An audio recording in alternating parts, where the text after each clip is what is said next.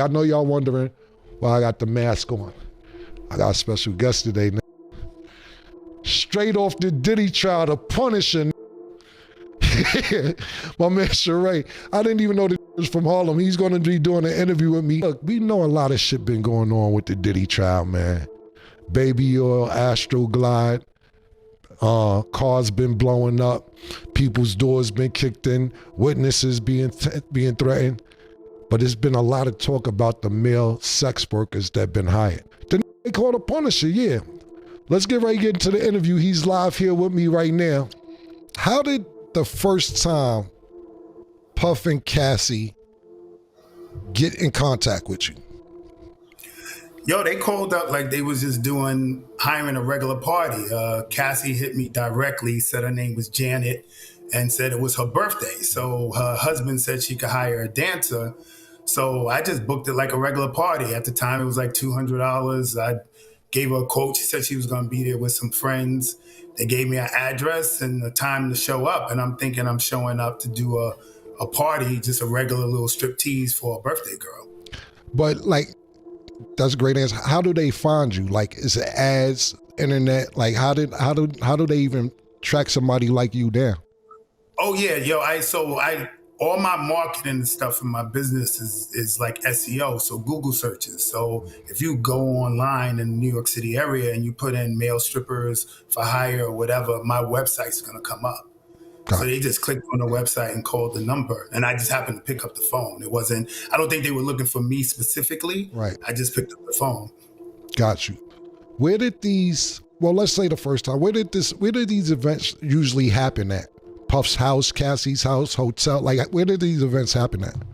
I was all super high-end hotels. Gotcha. So I remember it was the Trump Tower, Essex House, the London Hotel, the Gramercy Hotel. It was another hotel, Central Park West. I don't know. I don't remember the name, but they were all along the lines of super high-end, super suites. One of the suites, man, in the London Hotel, it was so crazy when I got out of it. I Googled it, and the joint was like $30K a night, yo. Wow. I never seen nothing like this in my life, man. The hotel room looked like, you know that scene in the Titanic when they walk in that ballroom and the stairway well comes down? Right. Like the hotel room was crazy, man. How often did they call you or book you? Like I said in my I can't remember the exact amount of time. So I estimated between 8 and 12 times, but it would be like every few months, but it would be a Friday, Saturday, Sunday. Like I would come Friday night, then they come back Saturday night, then come back Sunday. And then I might not be called for 3-4 months, and then they'll just pop up. So at the time, I thought they lived out of town. You know, she would call me from a Cali number. So I assumed they were out of state. And she basically said, yo, can I hit you when we're in town? Right. But it would be multiple nights in a row, but months in between. Right. And if some of these questions that I asked you may seem repeated because you've been asked these same questions, I just want, we have a different audience from with the interviews you've done, and some people may not know the trial or what's happening. So some of these questions, I don't want to seem like it's redundant if you answer them 100 times this week. So I was reading that in the beginning, you didn't even know what was going on or that it was even Puff was participating. Could you explain your first time going to one of these events? Yeah, so I really believed they were a married couple. Like when I got there, I didn't recognize Cassie. Right. Like I saw her face, she looked familiar, but honestly, when I saw her, I thought she was Megan Good. Right. Like if I was gonna pin her, I was like, yo, I think this is Megan Good. But then when I looked on the Google, Megan Good was much thicker. So I couldn't really figure it out. So, and then when she said her husband, when Puff walks out, to finally, do his voyeur thing and see what's going on. So hold on real quick. It didn't start with Puff in the room. Nah, it never started with him in the room. Okay. It would only be me and her. And she said at some point, her husband's going to walk in and I'm not supposed to acknowledge him, look at him, act like he's not even in the room. Right. So we'll be like on the couch, let's say on one end of the room, and then like on the far end of the room, it'll be like a table with a chair. And eventually he'll come in the room and like sit in the area, of course, the room, like watching, and we're supposed to act like he's not there. How often, pardon me, not how often, how long did it take until you realized that it was Diddy?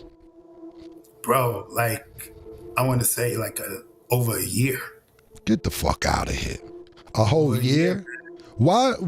So let me, how long, okay, let's, I want to stick to that for a second, but how long did you know till it was Cassie? So the minute I found out it was Diddy, that's when I knew it was Cassie. So it took a year for you to find out for Cassie as well? Yeah, yo, Okay. I didn't recognize it. Like when I jumped out of it, I did try to do the Google searches. Like I wanted to try to figure out who it was, Right. but I'm Googling a married couple. Right. So every result I'm getting is not leading me to the right places because they're not married. Got you. You know? So then, and I never found out with a visual cue. It was a hotel, the ex's house, and I would get there, let's say 2 a.m, and sometimes nothing would pop off for hours. So in this case, they threw me in like an extra room in the suite. And just to kill time, I happened to cut on the TV, but and the TV had a welcome message. So the TV said, yo, ex's house would like to welcome Mr. Sean Combs. And I'm like, yo, this is crazy. Like, I had no idea, man. So that's how you found out that it was Cassie and Diddy by just cutting on the TV and seeing the introduction on the television. Wow. Cutting on the TV. Wow. I seen also in the transcripts that you would say that it was just a sex scene in the beginning. Nothing, no intercourse. How long until you had actual intercourse? What was happening in the first few sessions when it wasn't any intercourse? Nah, it was only the first session where it wasn't intercourse. Okay, so 10 times, one time it was only not intercourse the first time. The first time. And it was offered, yo, but I was so bugged out. Like this wasn't my hustle, right? So I'm really in there thinking this is a married couple and they want to do some voyeur sexy scene. So we did the like set up on the couches, the baby oil rub down or whatever. And then at some point, Puff jumped up. I didn't know it was him. He left the room. She left the room to talk to him. And she came back like, yo, that was perfect. We happy. We good.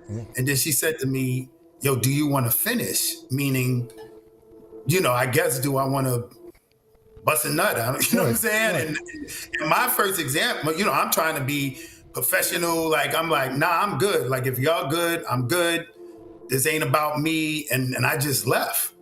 You know, but she did say, all right, well, when we get back in town, we want to hit you again. Is it okay? I'm like, yeah, I just got $2K to rub down like a super bad chick.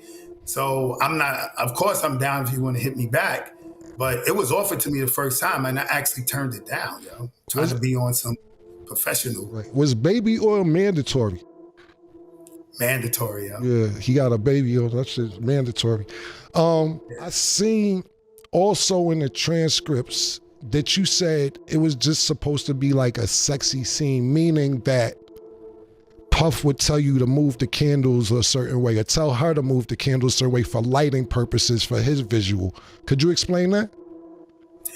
Yeah, so like when I first got in there, she made it clear that this was a scene we were setting up for her husband.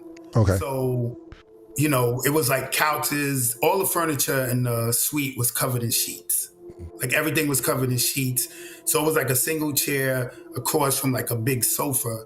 And we were supposed to sit on there and kind of, I'm supposed to put oil on myself. She's supposed to do the same. And then at some point we're rubbing on each other and we doing little like masturbating. I'm masturbating, she's masturbating, but you could tell it was an act. Right. Like we're like in character, like one of them corny Cinemax movies. You know what I'm saying? Like the sex scene in them little Cinemax movies. So we're trying to make it look like the part, you know? And then he would give subtle cues because he's across the room and the room's dark, everything's candle lit. And he'll say like, yo, move a little bit. Yo, move the candle. I can't really see or move the body. And he would never talk to me, not one word to me, only to her. and if it's instructions for me, it goes to her and she tells me. So it was like a real scripted kind of routine, and it really went like that every single time. So he was basically orchestrating a sex scene without directly talking to you, but telling her certain things. Exactly. Wow. Crazy. I seen also in the transcript, or I actually heard you talk about this, that Puff will have the Muslim mask on and be naked from the neck down. What was that like? Pause. Bro, that was like the weirdest shit ever. Right. You know what I'm saying? Like, it's already weird knowing like a dude's coming in the room, you know? But, you know, I'm messing with the chick, and mind you, I'm seeing all this peripheral. Right. So it's extra crazy because it's not straight on. So it's at the corner of my eye. I'm like, yo, this dude got on like a veil, and he's half the time he's beating off and he's walking side to side. So it was definitely a difficult space to try to be in. But I ain't no front, bro. At the time, I'm greedy. I want this bread. You know what I'm saying? I'm looking at the scenario, and I'm trying to make it work. But it was tough, man. It was tough. It was just a veil. Somebody told me he had a Yankee fitted over the veil. Like what? Like everything. So everything was just covering the face. Super duper pause and naked from the neck down every single time. Every single time, man. So that's a little construed, right? It was a veil, just period. Like the ones the Muslim women wear, so you don't see anything but the eyes. But I think at some point after like the year and change, and it was a while, he wore the veil for a minute. Right. I think they might have figured out. I saw the TV, and at some point he just changed to a Yankee fitted. So at some point he dropped the veil, and I guess he knew. Maybe he saw the TV on. You know what I'm saying? Right. Like I probably left it, and I guess he figured out. Homie figured it out. So he stopped wearing the veil, and he was just like rocker fitted. Right. I also seen that you say when you and her were doing what you guys were doing, he would be pacing back and forth with a bottle of Astroglide. Yeah, man. Every time, you know, it was obviously something he was into in terms of visually watching this. You know? So what was being done with the Astroglide though? Paul. I guess he's using it as lubricant to beat off. You know what I'm saying? That was, you know, he's pleasuring himself during the action. So I'm obviously he's using that for lube. Do you consider Puff a cuckold? Yeah, I mean the whole time that's what I thought it was. Right. Right. Yeah, I thought it was. It's because you keep using the word voyeur. This is cuckold activity. Yeah, without a doubt. Yeah, we're gonna step it up to cuckold. Yeah. So I'm saying voyeur because that's what she said to me. Right. Like when I came in. You know why? Because they down. You know why? Because voyeur don't seem as bad as cuckold. So they downplay it with the I'm just a voyeur. Nah, you was an official cuckold, nigga. Because voyeur, you watching anybody, not your girl. Cuckold is when your girl is in play. You know what I'm saying? So, yeah, he's sound cuckoldish, man. Did Puff ever participate? Nah, man. Nah, he stayed across the room. Like I said in my testimony, the closest he got to actual action, like it was one time.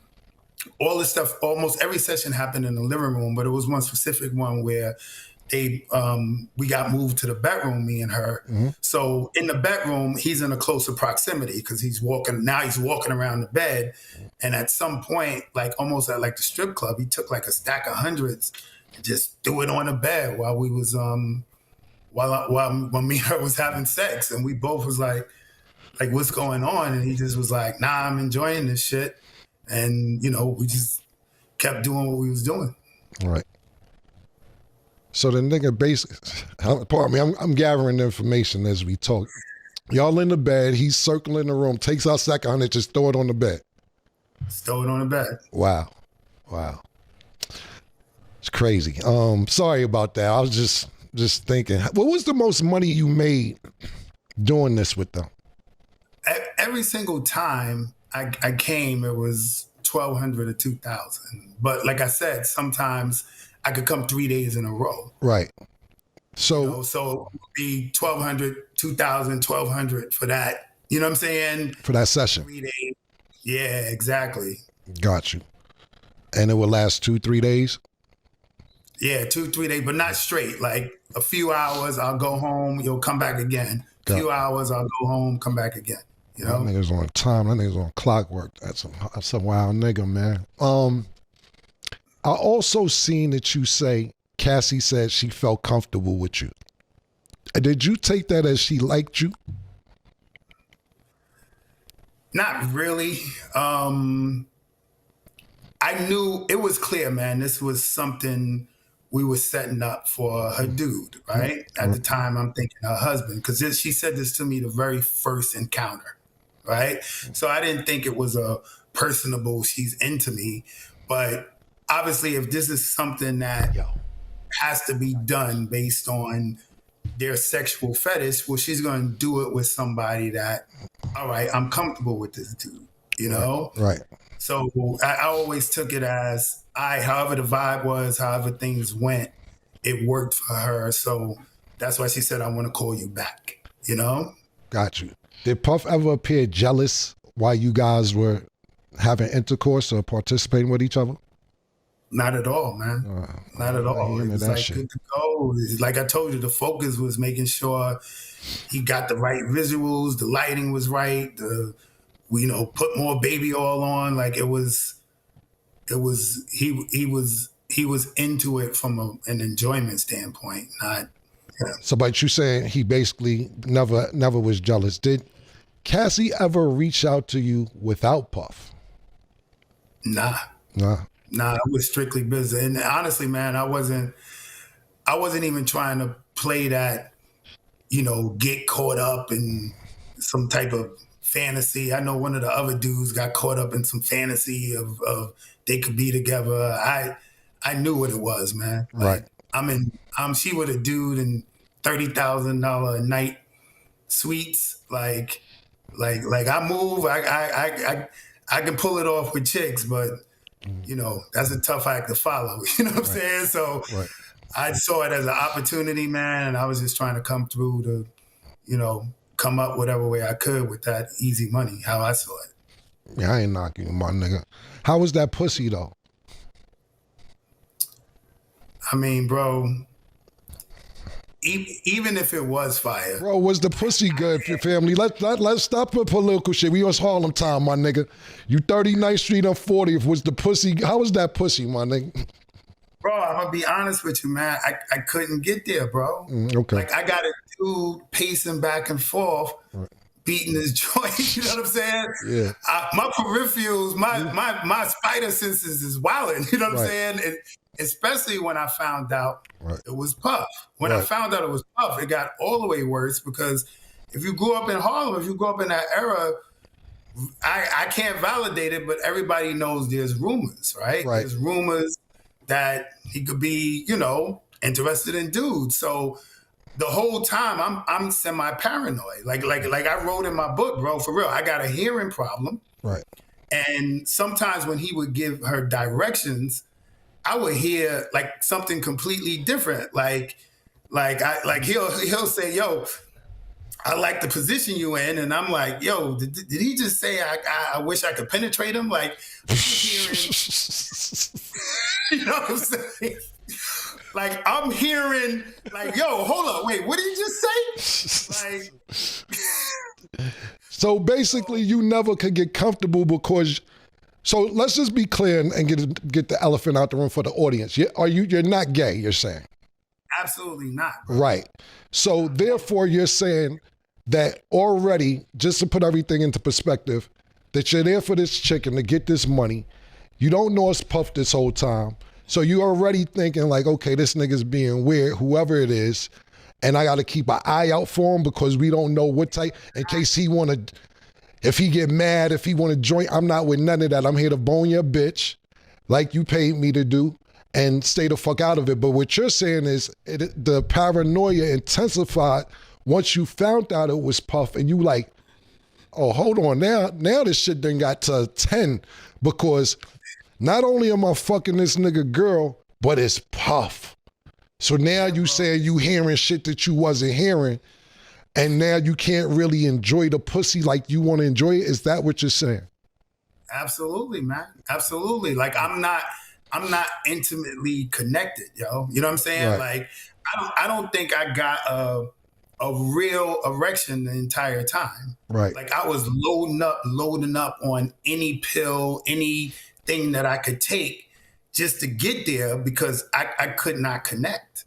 Yeah, we You know going. what I'm saying? It was too paranoid, it was official paranoid, bro. Like, Right. because I'm not used to being in that situation. And then it's like homie got on the veil and he butt naked. And then, like I said, I find out it's Puff. And then it's the rumors. So real talk, I'm like, yo, I don't want this to go left. Right. So, well, listen, man, we gonna get you some pink horsepower because it don't matter what the situation is. That joint work. We gonna, you from the block. We'll send you a case up there. Nah, you already, nigga. That ain't about nothing. Did you go raw ever? Yo, bro. Yeah, for real, bro. That same day when he threw the stack of hundreds. Right. Like we were on the bed and I started out, I'm eating a box, right? And after, you would tell it was like some excitement, some connection. So when I pop up, she's scooting towards me for the penetration, and she kind of looked at him, and he was like, "Yo, go ahead, have a good time." And I was wild reckless. I just right. It was what it was. So it's only one time you went raw. You repeatedly went raw. That was, let's say that was the fourth time, and then it was every time to the last time. Got you. Gotta go raw sometime. You gotta go raw and Cassie. It be like that, my nigga. Some of my co-hosts, they got a couple questions for you, but I got one more question before they ask you a couple questions. We hear about 50's baby mom, Daphne, being involved in some of these things. Did you ever fuck Daphne, 50 Cent's baby mother? Nah, every time I was called or involved in any way, it was only Cassie specifically. All right, cool, man. Hey, yo, my man Larry, Sheree, you got a question for him? We get ready to wrap this up. Sheree, you've been great, man, and thank you for participating. A couple more questions before we get you out of here. And also, we want to talk about your book before you go as well. I appreciate that. Yo, what's good, fam? So my question is, you said on the first night, that she asked you if you wanted to continue, and you said no. So I'm asking is, she wanted to continue. Was Puff there? So basically I'm saying, did she want to do it without Puff? So when she came back in the room and asked me, her actual words was, "Do you want to finish?" Right? So I found out later, finish meant me busting a nut. Right, that's what I'm saying. So she offered, but like I said, I just turned it down. And if I'm keeping it 100, part of the reason why I turned it down is because I was struggling to get my joint up and hold an erection anyway, because homie got on the veil. I don't know who it is. He's pacing back and forth. So I couldn't get in that zone anyway. So I turned it down. Obviously I'm trying to be professional or whatever, but at the same time, I don't think I could have finished if I wanted to. But he wasn't in the room with you anymore.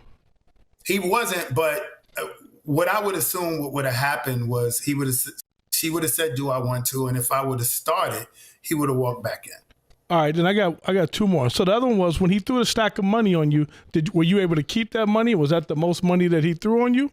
Was that like, well, you said it was a stack of hundreds? Like how like you said earlier, 1,200 to 2,000. Was it more than that, or was that the 1,200 to 2,000? Because when I think of a stack, I think of like 5,000, 10,000. Nah, it wasn't a stack. It was, I believe it was 2,000. And honestly, I thought that was a day I was going to really make a lot of bread, because the 2,000 got thrown on the bed, was put to the side. As soon as we finished, it was handed to me. So I was hoping then she was going to come, because she would come at the end of the night and pay me again, and that'd be an additional money. But that 2,000 ended up just being the money I got. So it wasn't like a super payday of a session. So I just pretty much got my money in advance, you know. I got you. My last question is, when all this kind of came about, you know, there's this history now of Puff being really violent. Were you scared to testify? Are you scared of retribution? Are you like was that an issue for you to go testify? Yeah, I mean, it's something you have to consider, right? But look, what I understand is the details of what went on. Obviously, they're going to be embarrassing. You know what I'm saying? In terms of what happened in those encounters, and you know, I got to testify to what happened. But the truth of the matter is, I don't feel like I was biased or let's say, threw him under the bus, right? You know, none of my testimony is saying she was abused, like you know, there was aggression, there was, it was not consented. You know what I'm saying? She was under the influence of the drugs, because that's just not true, right? Like everything seemed in the right mind. Everybody seemed cool. All my communications and everything with her was on point. So honestly, I thought me testifying my actual facts actually probably benefited to the defense. To this day, I'm still not exactly sure why the prosecution wanted me to testify. So I felt like as long as I go up there and say exactly what happened, again, there's going to be an embarrassing element to it. But I don't think I don't think my testimony seemed biased, as if I was trying to do anything other than telling the truth. You know what I'm saying? Not like framing things, you know what I'm saying, to go out of my way to put them in a bad light or put anybody in a light other than what the facts were. Cool. And my other co-host, PT, got a couple questions? Yeah, what's going on, family? The question I wanted to ask you was, when she first told you, in your first encounter, when she hit you and she told you it was for her husband, as you progressed and kept going with her after these dates, at any point did you think she enjoyed it as well as Puff or more than Puff? So there was only one time where I can, I testified to it also, where it was clear to me that I thought she enjoyed it. And that was the first time we went Raw and he threw the money and stuff like that. Because, you obviously, we fellas, we mess with chicks, the mannerisms when it's a connection and when it's not, right? So, but I could say that's the only time it was overtly, I thought, and this is my perspective, that she was enjoying it. The other times, it was clear it was acting. We were putting on a show. Not that she was against it, but, I'm not going to go on no ego trip like, oh, she was loving it, she was loving me. You know what I'm saying? I didn't get those vibes. We were putting on a show. All right, second question. When he gave y'all the permission to go Raw the first time, right? Because you said it continued after that. Once you started going Raw repetitively, did he give you instructions where you had to nut at or you came in her? Yeah, so I didn't get the instructions from him, but It was instructions from her, specifically. Every time I nutted, I had to nut in or around the outside of her box. So on her clit, on the lips, everything, and to that degree on the outside of her vagina. And that was clockwork. It had to be done like that every single time.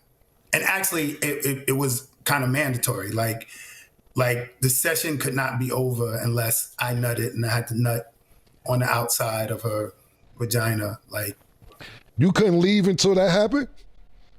Yeah, that was mandatory. It was so that gotta happen for the session to be over. And those instructions that she gave you, they came from him or they was from both of them or just her? I mean, like I said, I only ever spoke to her. Mm-hmm. So the instructions came from her. Mm. Okay. Good. Y'all good? Yo, Ray, man. So before we get you out of here, tell us a little bit about your book. Yeah, so my book came up in the trial because I talked about this story, the situation in their graphic. I didn't name no names. My book was actually written before it. but it's called In Search of Freezer Meat. I picked that name because I was in the Caribbean with a chick, and we was messing around in the water, and I got brick, and she reached down and touched my joint and said, "Yo, it's hard as freezer meat." So I kind of stuck with it, and it's about as we get older, like you know, hooking guys up with the pink horsepower, and it's inevitable, right? As we get older, we start getting erection issues. So me being a stripper, being in this sexual light, and then getting erection issues. Speak for yourself. That was like demoralizing for me, bro. You know what I'm saying? Like my whole flow was my sexuality. So I went on this quest to correct it. And the correction ended up being a penile implant, which is the best decision I ever made in my life. It sounds wild, but I'm telling you, if your joint ever completely stopped working, you'll consider it. You know what I'm saying? So I kind of wrote a book to tell dudes that hit the end of that road, there's options. You know, most erectile dysfunction is mental. It's not even nothing wrong with you physically. And I basically wrote a book for dudes that are suffering or start to suffer. And it's a self-help book. It kind of gives you information based on funny stories. It's not like medical jargon. It's real funny, entertaining stories that give you solutions and remedies and what to do and what not to do to kind of get back on point. And, you know, it came up in the trial, so it's being clowned. Like I wrote it to be humorous, but it's real serious, useful information on there. People buying it. I hit like a #1 bestseller on Amazon. People writing me. I got dudes DMing me, like, because nobody wants to talk about it, right? Mm-hmm. Everybody taking a pill, everybody using some sort of enhancer, but nobody got a problem. So we know that's not the case.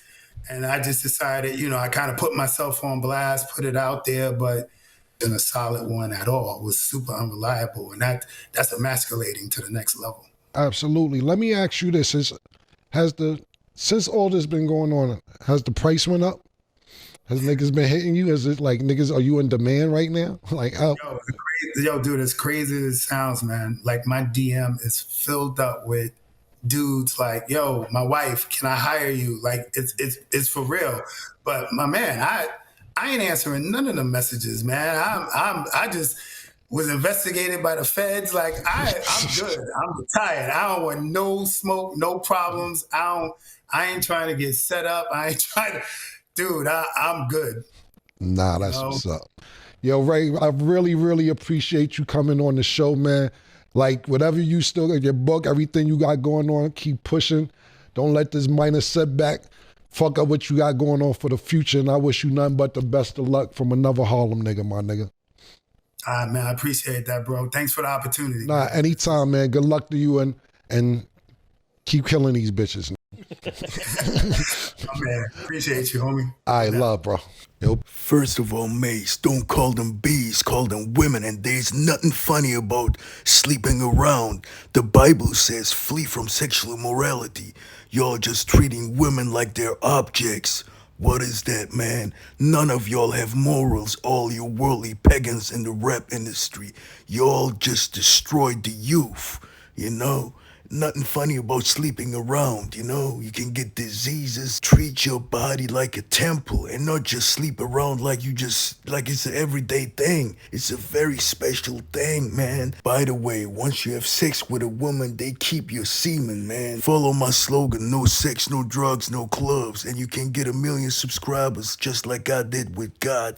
Pure discipline, tunnel vision. Even though I got Hollywood star Christina Milian trying to sleep with me, and I'm a supermodel, and I got 1 million subscribers, still I'm a virgin like Jesus, cause I'm a prophet like Jesus. Watch. What's up, it's Christina Milian. Have a great fight, the Prophet Muscle.